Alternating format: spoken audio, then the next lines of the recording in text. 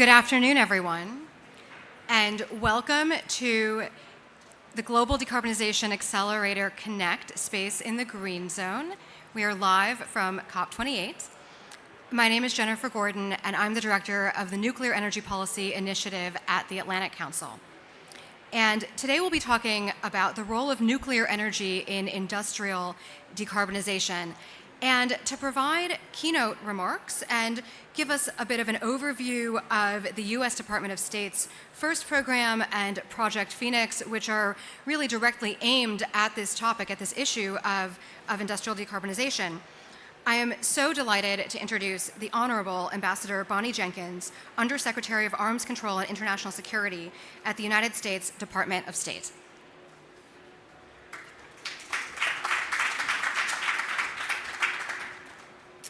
Hello, everyone. 70 years ago, President Eisenhower spoke about how the global community must come together to apply the atom to the art of peace. The United States knows that peaceful power from atomic energy is no dream of the future. The capability already proved is here today.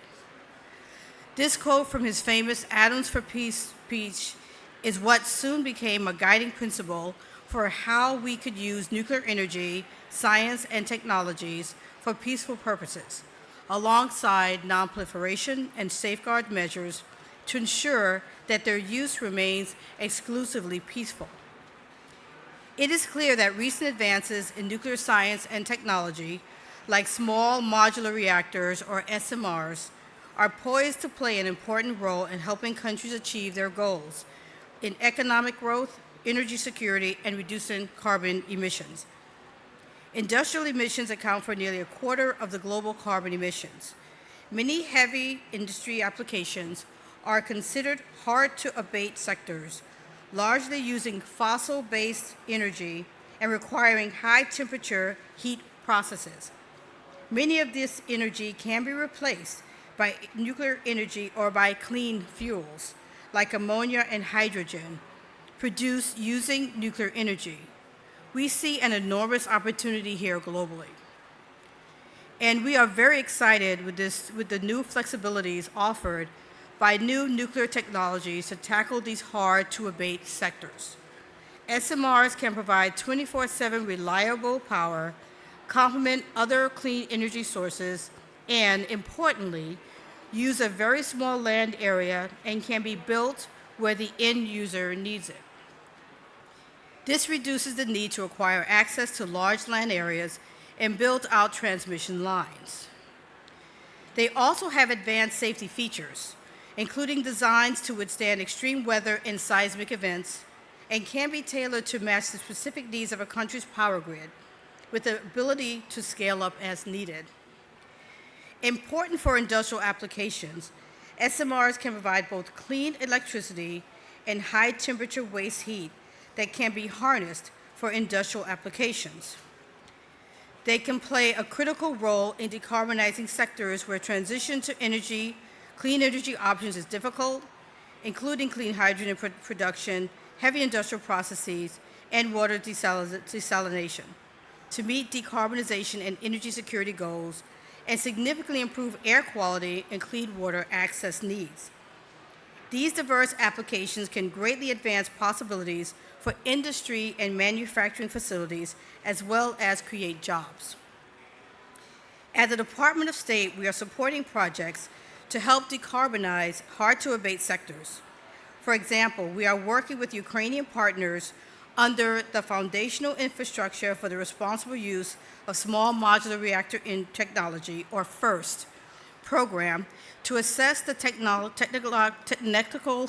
technical feasibility of producing hydrogen and ammonia at a commercial scale using secure and safe SMR technology for Ukraine's industrial and transportation sectors and fertilizer industry.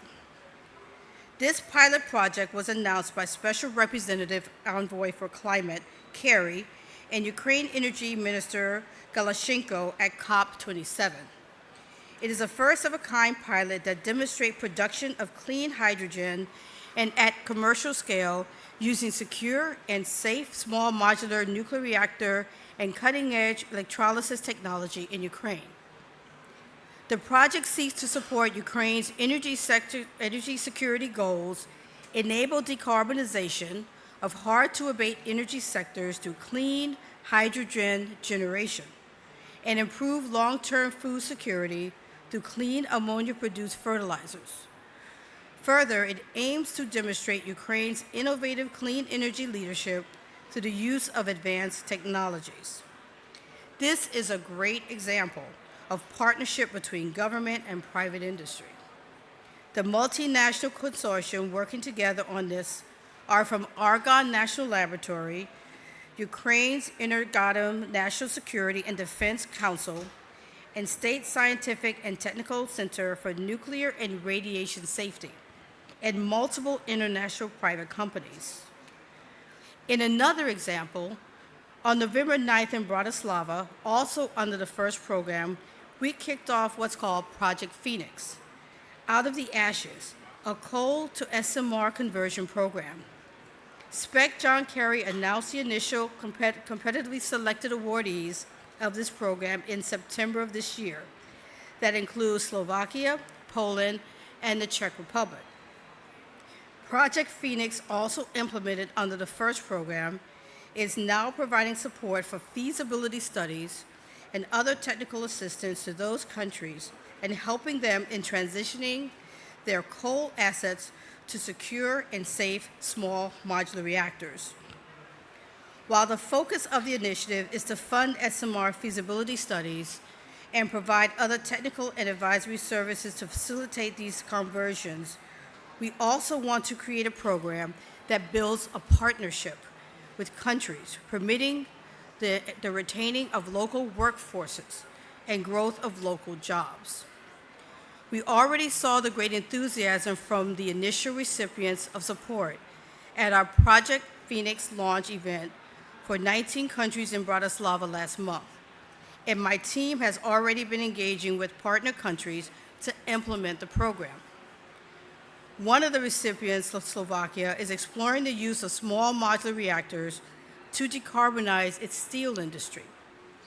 A US-based company, US Steel, has operations in Slovakia, and together they are exploring the prospects of using SMRs to decarbonize their steel production processes. This is exactly the type of efforts that both advance decarbonization goals and stimulate economic development. With the anticipated increase in nuclear power globally, we are also supporting nuclear workforce development through the establishment of SMR training hubs, featuring U.S. SMR control room simulators and university engagements with U.S. university partners.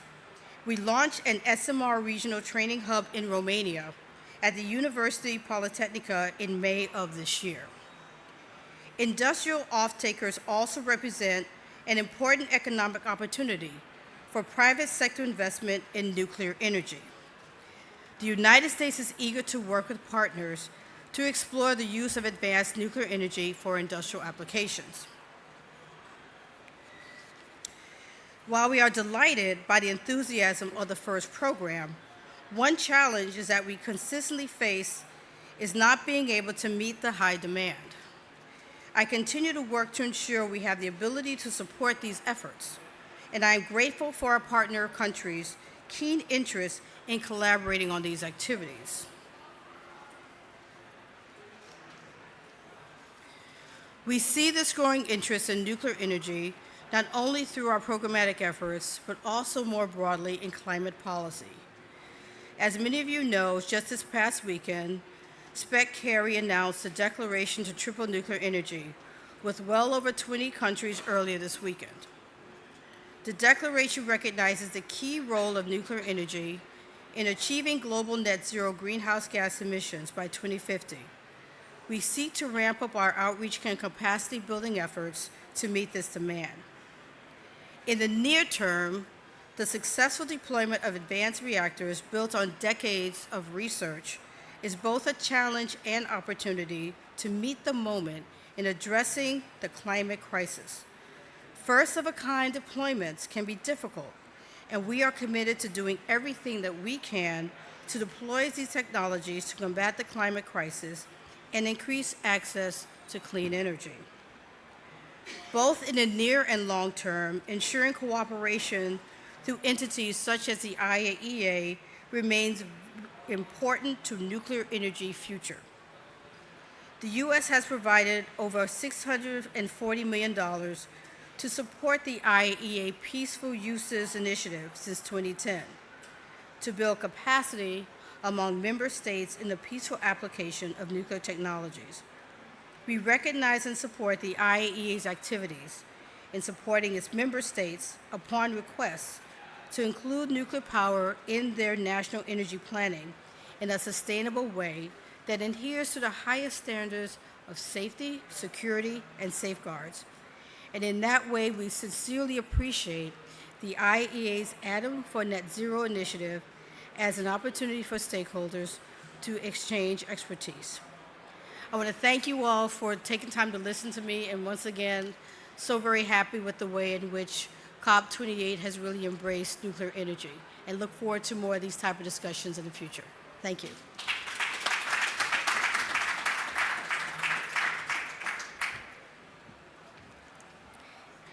And now I'm so delighted to call our panelists to the stage.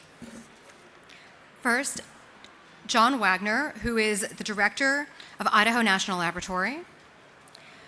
The Honorable William D. Magwood IV, Director General of OECD's Nuclear Energy Agency, and Anna Birchall, Special Envoy for Strategic and International Affairs at Nuclear Electrica.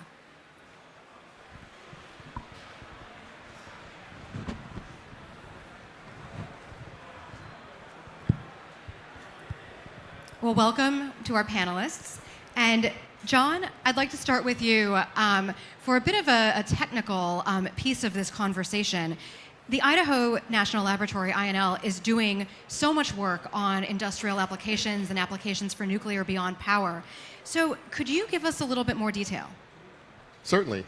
But first of all, thank you so much for having me. It's a pleasure to be with all of you today. So there is a lot happening, obviously, in the nuclear energy sector. The Honorable Bonnie Jenkins just spoke a little bit about that and the number of the pledges.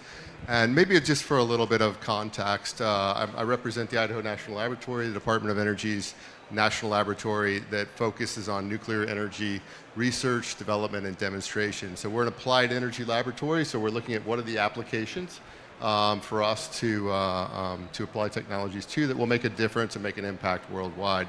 So traditionally in the United States, but even beyond the United States, the focus for nuclear has been on electricity. There's still a strong need there as we electrify even industrial processes, so there's still going to be a strong need for expanding electricity and non-carbon emitting electricity in particular. Our 93 reactors in the United States are all completely focused on electricity production. But as we look at strong demands in electricity growth, we look at strong demands to decarbonize industrial processes, many of which the Honorable Bonnie Jenkins just mentioned. We're increasingly working with stakeholders and companies that are interested in supporting decarbonization of industrial processes that particularly, for example, require high temperature heats.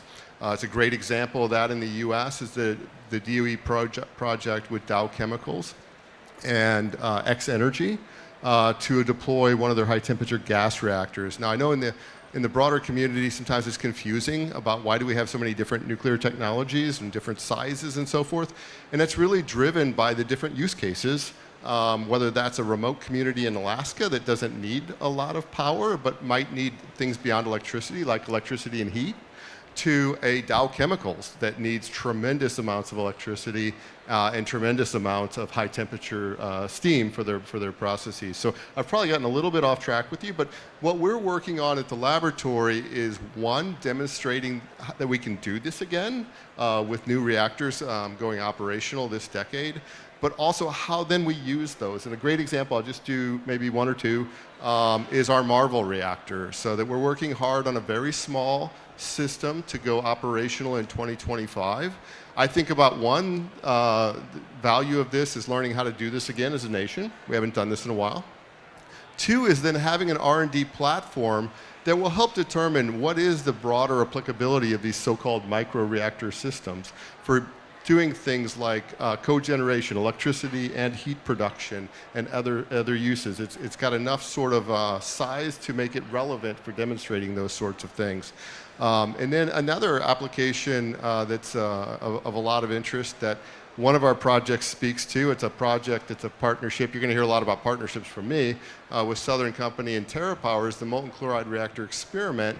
And the application there that is, I mean, there's lots, but the one that's particularly interesting is maritime shipping. Maritime shipping accounts for significant carbon emissions, and so that's one of their applications that they're interested in. Maybe I'll stop there so we have time for others. John, thank you so much. And I think that that overview of all the different use cases for nuclear reactors is why I always say that there's a reactor out there for everyone. So, Bill, I'd like to go to you. Yesterday, you announced NEA's new Accelerating SMRs for Net Zero initiative. Can you tell us a little bit more about your goals? Sure. First, it's a real pleasure to be here, to be on the panel with John and Anna. It's always more comfortable to be with old friends when you're having these conversations. This has been a very important COP for lots of reasons, and obviously, as Bonnie Jenkins was saying in her remarks, this is really the first COP that had nuclear at the center point, the way it has been. We had an event last night that was hosted by the presidency, the UAE, in which there was a very vigorous discussion about nuclear issues. And all these COPs, we're now at COP 28, the first time that's happened. And so it shows you how much things have changed. And things have been really evolving over the last couple of years, but I see an acceleration because we have more and more countries, and of course this has been symbolized very well by the announcement during this COP that now 24 countries have signed on to the goal of tripling nuclear capacity globally, which falls in line quite nice with analysis that we have done over the years. And as we've done that analysis and we've looked at how we would actually achieve a tripling, it is clear that we will need to have long-term operation of current nuclear power plants.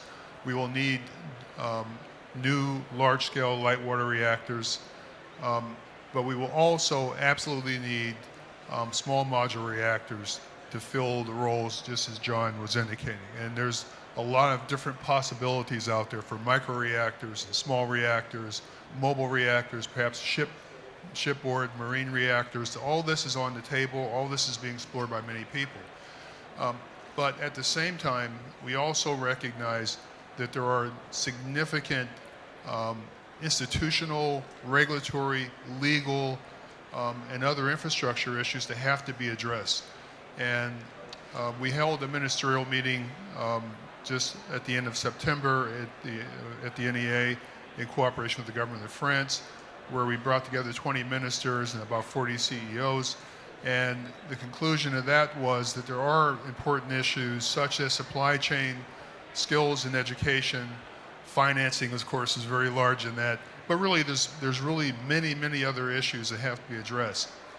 And it's very clear to us that in the past, an organization like the NEA would have worked with the government sector and the laboratories like John and his people to try to find solutions. That was the old way of doing business. The new way of doing business is that the public sector and the private sector have to work together, have to work as a unit to solve these issues and be able to address them. This initiative that we announced, Accelerating SMRs for Net Zero, does that. It brings the public and private sectors together and focuses not on setting targets or goals or making great announcements or having photo ops, but in solving the problems that would keep SMRs from serving the role that we think they can serve. There is a lot of work to do. It will require governments working together as well as the private sector working together. Our task here is to bring these pieces together, solve those problems, answer those questions, and pave the way for this bright future that we all think can unfold. Bill, thank you so much. And I'd like to stay on the SMR topic and go to Anna. Nuclear Electrica is Romania's only nuclear producer in Romania. And of course, you're a strategic contributor to Romania's energy security and decarbonization. what are Romania and Nuclear Electrica's plans to use nuclear energy to decarbonize hard-to-abate sectors? Well, firstly, thank you so much, Jennifer and Atlantic Council, for inviting us to be part of this amazing panel. Always an honor and a pleasure. And thank you to all of you for taking time to come and be here with us. And I have to pay a special thanks and congratulations to you, Jennifer, and the Atlantic team's energy, because we've been battling, including or especially for nuclear now for a few good years, and I'm very happy and pleased to acknowledge that this year the nuclear is a little bit more present at the COP than in last year. So I'm expecting for years to come this huge presence to be recognized, because as science, as everybody is saying all the time, nuclear energy, it's about science, it's not about politics, and the energy coming from the nuclear is been proven to be the most affordable, clean and reliable source of energy. Coming back to Nuclear Electrica and to Romania, we are very proud to say that we've been having now since 1968 the only country in the region with the North American technology.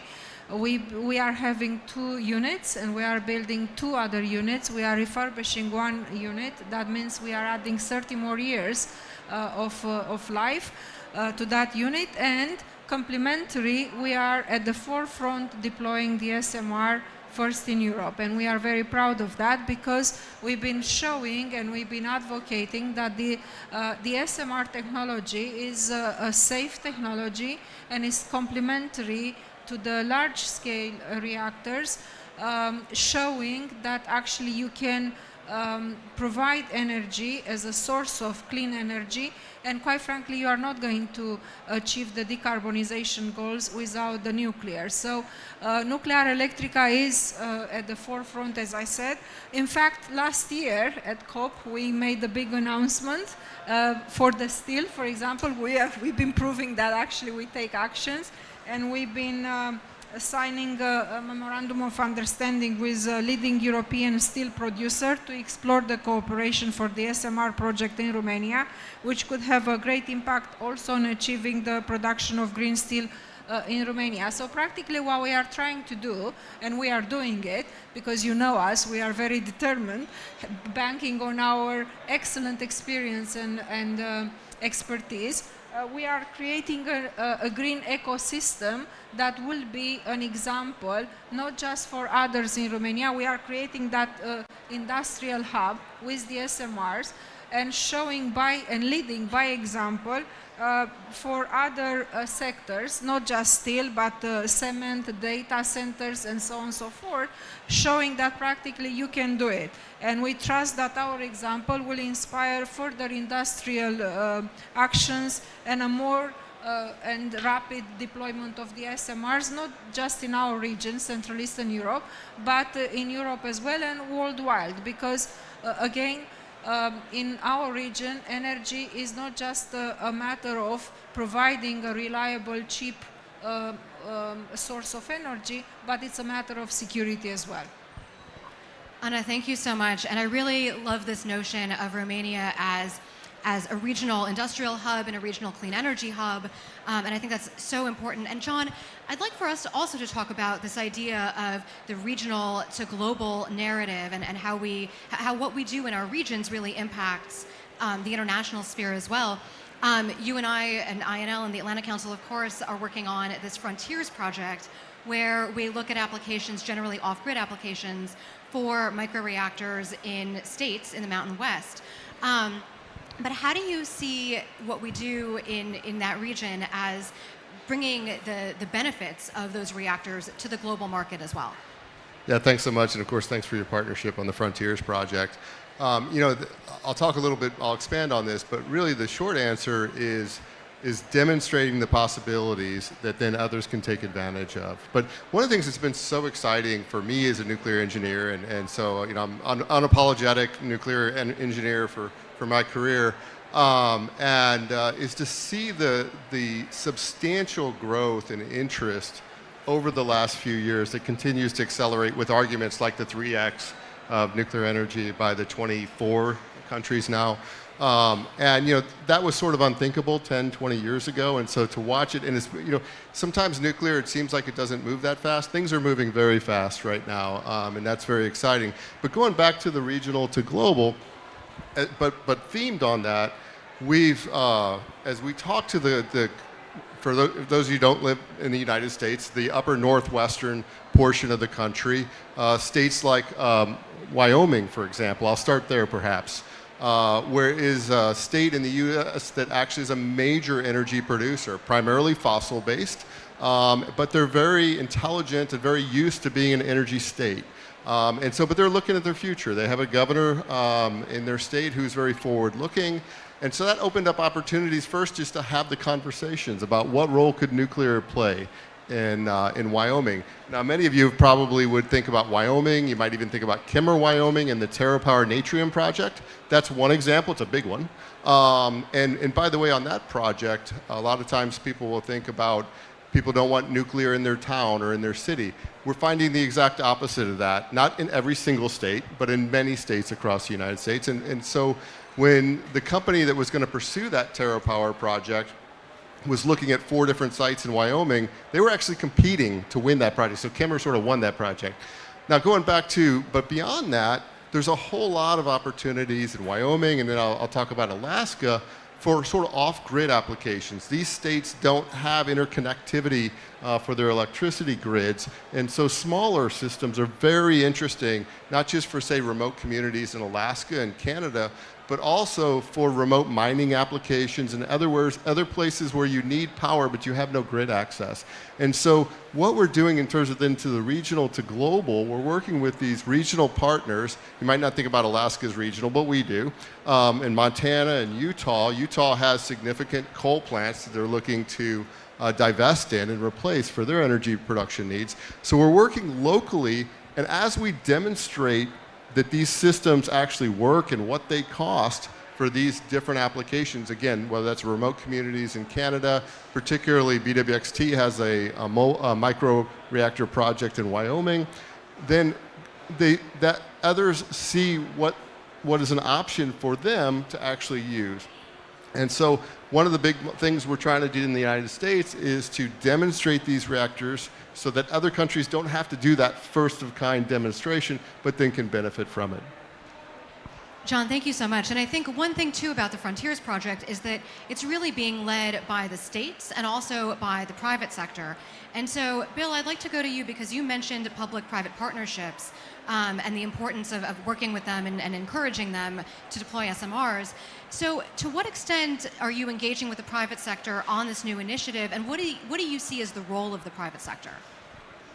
Well, obviously the role of the private sector is everything in this, because if the private sector is not participating, governments don't have a way of implementing these technologies on the scale that we're talking about.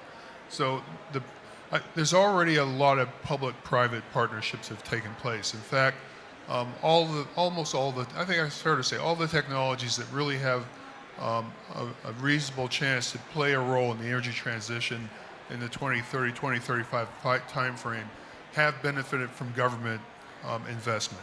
I think that's true across the board, country to country. And that's just the beginning, though, because one of the things about nuclear technology that makes it a little bit harder than other things is that hundreds of millions of dollars sounds like a lot of money, but the nuclear business is not very much money at all. And I often used to tell people that if you're developing a new nuclear technology, you don't have $2 billion somewhere, you might as well just go home, because you're not going to be successful if there's not. Microreactors. Microreactors might be an exception. We'll see on that. And these new technologies are going to require, not just this government investment in designing and doing the research and development, but the initial deployment is going to require a lot of support for I think 2 or 3 different reasons. One, certainly, is a first-of-a-kind cost. First-of-a-kind reactors have a tendency to be more difficult, they have schedule issues, unexpected design changes midstream. It just happens. This is life in this business.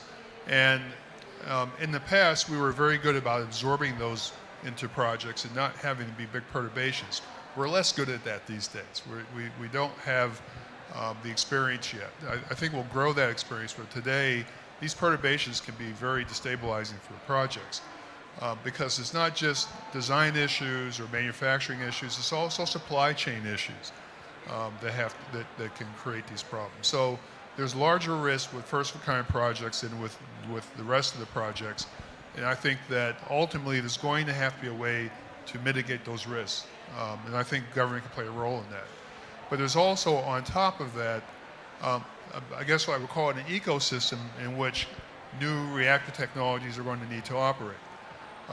If you're operating a light water reactor, you're deploying a light water reactor, there's already a good ecosystem out there. There's people who have experience in handling the materials, there's people who know how to operate them, there's manufacturers know how to make fuel for them.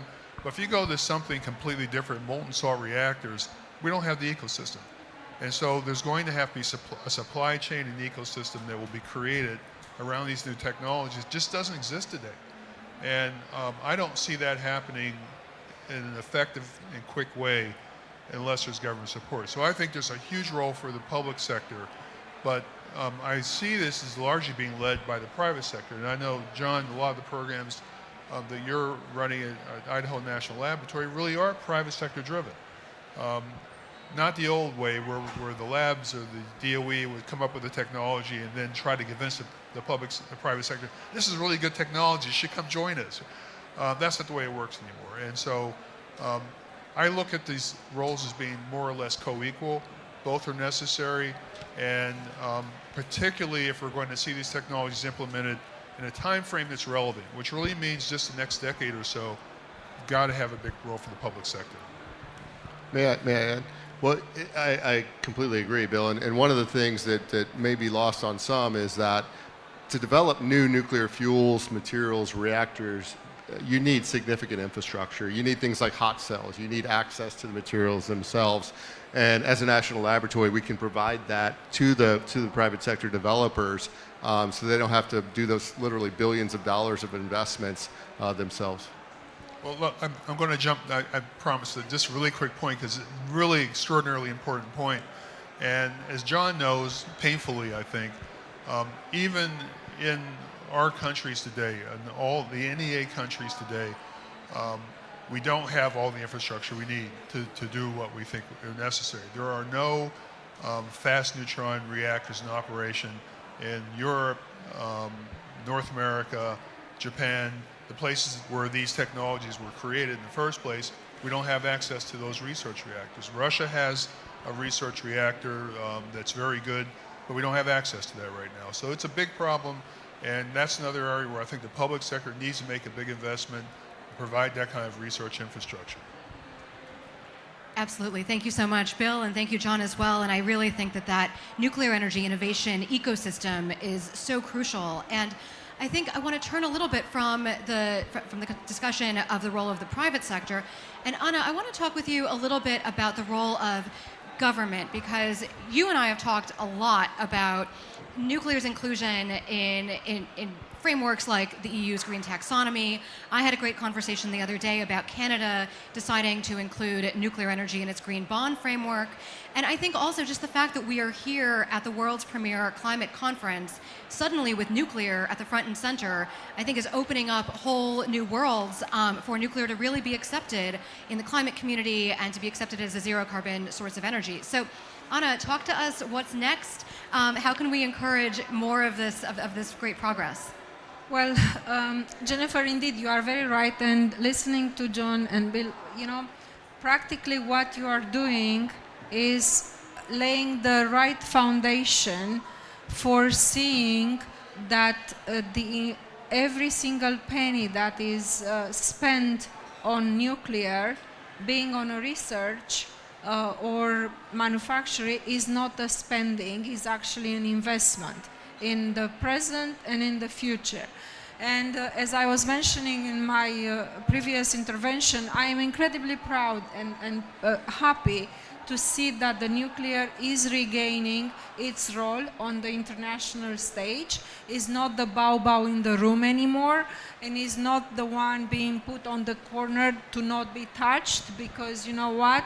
Just because of appearances, when in reality, again, is science, is not political declarations, that the energy from the nuclear, it is the most affordable, clean, and reliable source of energy, and that's very, very important.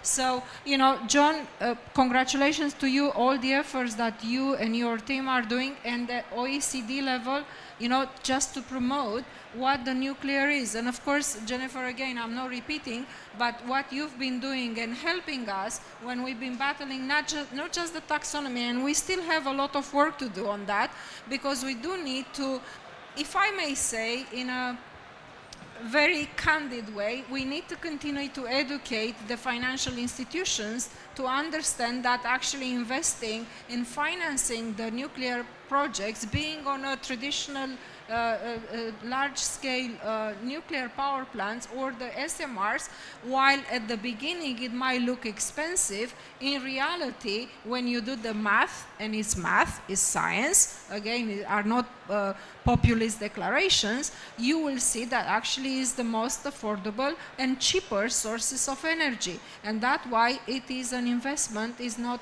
a spending. In Romania, and you know, my country is situated in a very strategic region, you know, at the border of the Black Sea. You mentioned what I've been battling, and we've been battling together for many years, since 2019, when we've been advocating to take the energy away from Putin's hands, because it's going to be used as a weapon.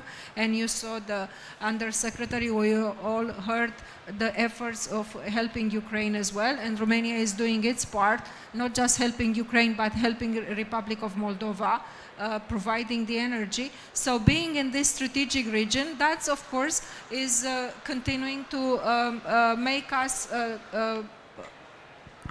be responsible, but likewise take the opportunities. And Romania has the potential and has all the ingredients to be a hub, to create that green ecosystem that we've been talking about, that hub in partnership with the United States. And for that, again, I want to stress that it's very important to see the energy, not just from the commercial point of view, but actually from the strategic security point of view as well. And in Nuclear Electrica, we do have a great expertise and experience, and we are very you know, open to share that experience and expertise with others, including from the region, because as I was mentioning, we are the only one in the region, in Central Eastern Europe, that we've been going from 1968, so older than I am, with the North American technology. And that's something that it's a wealth, where we've been operating. We are number one for more than 27 years, and that's a wealth experience and expertise.